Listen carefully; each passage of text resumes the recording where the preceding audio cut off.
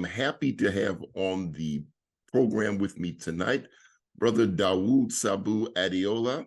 He was also a very prominent musician in the Buffalo area, but he was also, back in the day, the director of the Watu Center for Urban Design, which was also part of the Model Cities era. We'll be talking a lot about that as well. Brother Sabu, welcome to the Buffalo History Channel. Thank you. Thanks so much for inviting me. I appreciate it. Okay, so go back to the beginning.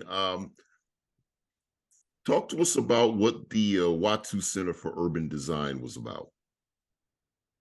Watu Center for Urban Design, it came out of the middle of the late 60s, and Buffalo had its reaction to the assassination of Reverend Dr. Martin Luther King. There were quite a bit of activity. There was what they call riots or rebellions, and there was activity on campus, UB campus, where the National Guard had to be called in, all in the aftermath of the assassination. Also, this, civil rights movement, broken promises, so forth and so on. I was involved with an arts movement. I came out of the military in 1968. Started playing bass while I was in Air Force in Germany from 65 to 68. So I arrived back in Buffalo a few months after the assassination, um, and embarked on, activities in the community. Mainly, I started out with Malcolm Ernai at the African Cultural Center. I was with, even before I went in the military, I had been with him when he started the African Cultural Center in his house. And I was indoctrinated and trained in African culture, from my high school years. When I came back, he was kind of phasing out of the African Cultural Center, and he went around the corner from the African Cultural Center and founded something else called the Ethiopia House on Glenwood, 479 Glenwood, which is where Aretha Franklin's family used to live. Really? Yeah, and yeah, he it's a nice house. It's still there, 479 Glenwood, and he came in. I guess he started renting the house, and he um started something called the Ethiopia House when United Way kind of came and started funding that African Cultural Center. And as a part of their funding, they had some certain conditions that Mr. Ernai wasn't comfortable with. One of them is that they named it the African American Cultural Center. Mr. Ernai said, no, this is the African Cultural Center. And so there were other things, and so they wound up, he phased out, and they moved on, and he moved on. And so I grew up, under his tutelage. In the early 70s, I was a student at UB, and I was, at that time, I was, my professional music career had started, but I connected with some local artists at UB. Kariama Welsh was had something called a Black Dance Workshop, Yes. which started on UB campus, and some other Sister Gail and Gail Wells and some other sisters. I can't remember all of them names right now. Glendora Johnson was involved in it, And make a long story short, we heard about we were doing performances. We did the first Malcolm X Day event at the African Cultural Center on Maston, and then somebody told us that there was something called Model Cities, which is a federal program, under Johnson administration. Because when Reagan came in, he phased it out. Yeah. Yeah. And anyway, we heard that there were different committees for different areas. There was an economic committee, and that there was, when we were interested, it was a cultural committee. And so we went to a cultural committee meeting, and we found out that it was mainly a bunch of nuns, And so we wound up kind of taking over this committee and writing proposals. And out of this committee, cultural committee, there came the Langston Hughes Institute, the Black Drama Workshop, Langston Hughes Institute at that time, Jim Pappas, right. And some other artists were pretty much in charge of that. It was dealing pretty much with visual art.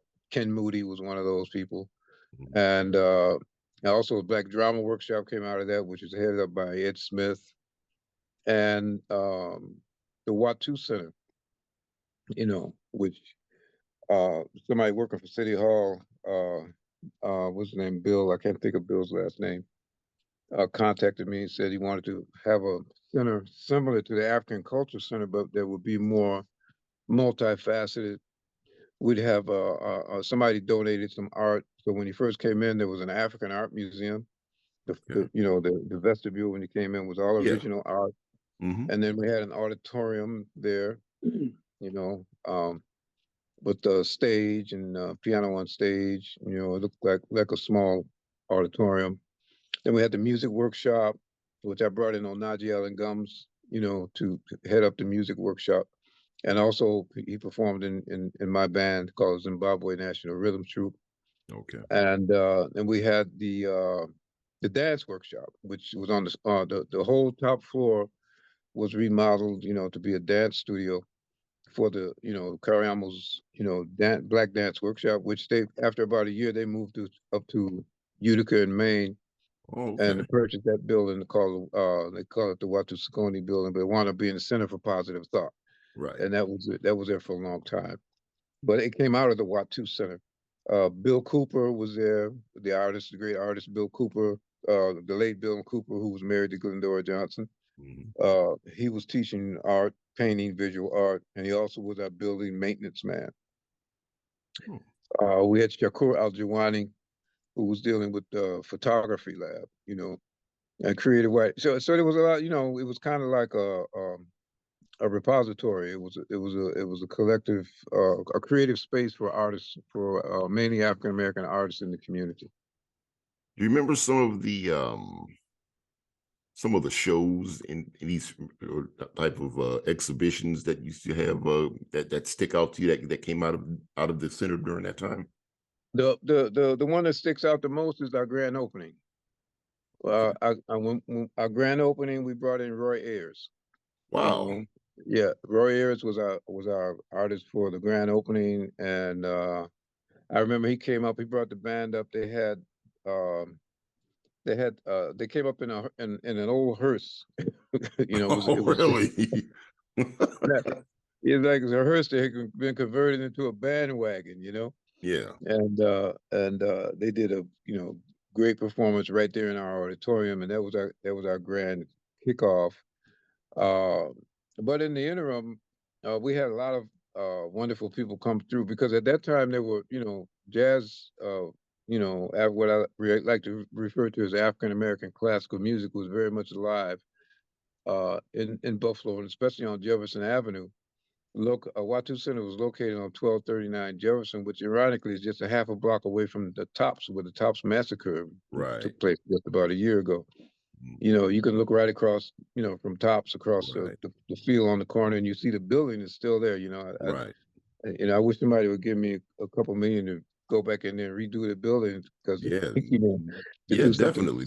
something similar, Bring it on back, So shout out to all those millionaires out there, who want to do something in the community, who want to react and bring culture back to the community. We could do that. I'm sure we could do that. But anyway, right there, the Revelot was on East Ferry near Jefferson, which later that on, would have been where that would have been what Gigi yeah, what became Gigi's. Gigi's came there, and then Gigi's, of course, had a fire and it's not there anymore. But Right. at that time, the owner of the Revelot, BMO Crockett, he was bringing in a lot of people, like Freddie Hubbard, Leon Thomas, Pharoah Sanders, Eddie Jefferson, a lot of top line people he was bringing into the Revelot. Rasan Kirk, Herbie Hancock, when Herbie Hancock had the group that was called Mwandishi. And we would invite them, we would go to the shows and we would meet them. We would invite them to come and visit our center, which was only a few blocks away. And many of them wound up coming. Sometimes they would come just as guests, and other times they would come and do, workshops and presenters. I remember, you probably know Kamal, right? Oh, yes. Kamal was there with us too. he was on staff, you know. And I remember Kamal coming into my office and saying, "Hey, there's a blind guy down there looking at the art in the art gallery, you know." So Yeah. he looks like he's blind. He's got the stick and the glasses and whatnot, but he's checking out the art, you know. And I went out there, and it's Rassan Merlin Kirk. Oh wow. Okay. All Yes, oh right. yeah, That's all right. he was performing at the Revelot, and he came through. And similar thing happened. Herbie Hancock and his band, you know, people, Buster Williams and people like that would come down and they would check us out and wish us well. Because at the same time, there were similar things going on in New York. You know, the Jazz Mobile and you know how you act and different cultural activities and going on in Harlem and throughout New York City in the late '60s, early '70s. And so a lot of these artists coming through, they were, you know, involved in those things. And so they were familiar with the concept of, you know, community-based African American arts, you know, multicultural type efforts. And so they were in full support and they would come through. So I remember people like Pharoah Sanders, Rasan Kirk, Herbie, and as a matter of fact, Onaji Allen Gums, the late Onaji Allen Gums, he actually met some of the people that would spark his career right there at the Watu Center.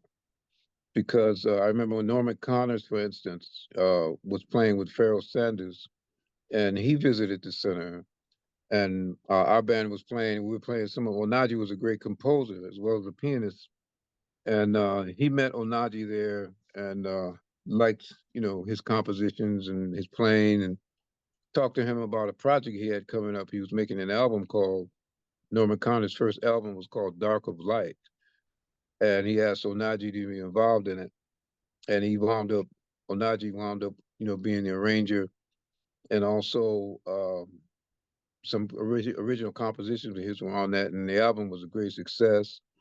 And from there, he got invited by you know Herbie Hancock and other people to do arrangements, you know, for their recording projects. And Onaji, of course, wound up being, you know, he's in fact there's a foundation in New York now, the Onaji and Sandra Gums Foundation. He married a girl named Sandra who actually was from here. She was a part. He met her with us. We were at the African Cultural Center. Sandra lived on Eden Street, which is I don't know if you're from Buffalo, Yeah. but okay, so you know Eden Street is right there, a couple blocks away from the African Cultural Center. Yeah. And so Sandra was a young lady who grew up on Eden and was a dancer at the center. She actually met Onaji when we went there to perform at the center, and they wound up getting married. She moved back to Queens, actually to the Bronx with him. He's from Queens, but they wound up living in Co-op City. But now they both have deceased, you know, and there's a foundation in New York that's named after both of them, the Onaji and Sandra Gums Foundation, and all of that is connected to the Watu Center. You know, because Okay. they met here, they connected here. Anyway, so anyway, that's a long answer, but that's Yeah, kind of yes, like that's good. That's good. So what yeah. was the relationships with other well, since Model Cities was like had so many different programs and cultural programs itself underneath its Hmm. umbrella. What were your Hmm. relationships like with some of the other groups? Very close. We had, you know, we had well right down the street was the Jefferson, I think Jefferson Education Center, Hmm. which was a Model Cities project, and it was headed up by uh, Greg Brown? Greg Brown. Yeah. No, not Greg. Wait a minute. Yeah, Greg. There were two Greg Brown. We had two Oh, Greg Brown. right, Yeah. right, right, right, right. One was one's a lawyer, right? Mhm. And who actually his wife Yvonne Brown, James Yes. Brown, just was part of the Black Dance Workshop with Kariamo. Hmm. And you know, I think I think how they met was connected too, because Greg was a great art lover of art. Yvonne was a dancer, and she was one of our dancers. Yeah. And so, but there was another Greg Brown, right? Right. And that's the one who he was the director of the Jefferson Education Center, which is a couple blocks away from us. And then of course Ed Smith at the Black Drama Workshop, we did, you know, programs and shows together. And then the other one, Langston Hughes, we were always connected at the hip with Langston Hughes Center. So yeah, those agencies that came out of the cultural committee were all we always maintained a good you know relationship with each Mhm. other, you know. But Mhm. back to shows connection with one of the outs. You asked me what stands out in my mind about presentations at the Watu Center. One of the greatest ones, which was ongoing, was when Frank Foster came to the great Frank Foster of the Count Basie Orchestra, the composer of Shiny Stockings. Mhm. You know, a well-known man. Uh, he came to UB as a jazz studies instructor, right? Following Archie Shepp. Archie Shepp first was there for about a semester, and then he left, and he recommended Frank Foster come in. When Frank, I was a student, I was an undergrad student at UB at the time in that particular class. It was actually it was a performance class. So when Frank came in, because he was, a big band guy, he, you know, grown up in the Count Basie Orchestra, he wanted a big band, and so we expanded the performance course to a big band. And we told him about the Watu Center, and he came down, he looked at it, looked at the auditorium, and he said, "You know what? I'd like to bring the class down here rather than meet on UB. I'd like to have the class come down here into the community, and we'll rehearse right here, you know, at the Watu Center." And so that's what he did. He brought the whole class down to the Watu Center on a weekly basis. The class, which was really a big rehearsal, took place there for, you know, the duration of the Watu Center, because its lifespan was very short, just about 2 years. But for those 2 years, Frank Foster, was bringing UB's, jazz performance class down to the center, and he loved. I actually have a picture of Frank around here somewhere Okay. on the stage of the Watu Center. Okay. Okay. Yeah, So, what was the reason why the Watu Center ended? You said it was only for 2 years. because Model Cities got canned. Model Cities, I got canned, and it came in. He called himself replacing it with CETA. The CETA program, Oh Comprehensive yeah, I remember Education this. Training Act. And I think you look like you're old enough to remember that stuff. Yeah, yeah. My dad used to. My dad. I'm not that old enough to remember it, but my dad used to talk about that a Talk lot. about it, yeah. Yeah. So I think the general idea with Reagan was, ultra conservative type guy. He thought that model cities was doing too much, and it was too broad based, and so it came up. They snatched it, and they came up with something called Comprehensive Education Training Act, acronym of which is CETA, CETA. Mhm. And that pretty much all the model cities funding, was gone, and was never. CETA was never, like that. It was, I mean, our first grant for Watu Center was about $1 million, which in the Wow. '70s that was that was quite a bit, Yeah. That was, we had all new equipment, new musical equipment. We remodeled the building, put new windows in. We had to, sand the floors for the dance workshop, and Yeah. built a stage. Because before, there's nothing in there. When we before we got that building, there had been a furniture store. You Oh, okay. know, I was wondering what the building was previously. it was a furniture store, but it was a nice building because they actually the owners of the furniture store, they actually lived in the building. There's an apartment inside the building. Oh, wow. Okay. Yeah, it's a fully, an apartment with a kitchen and a laundry and everything. So they actually lived in the building on the second floor, and then the rest of the place was just, like had furniture and appliances in it. We had another program which wasn't from the community, was something that the saxophone player Phil DeRay, Italian guy, good friend of mine, passed Right. away just Right. a couple years ago.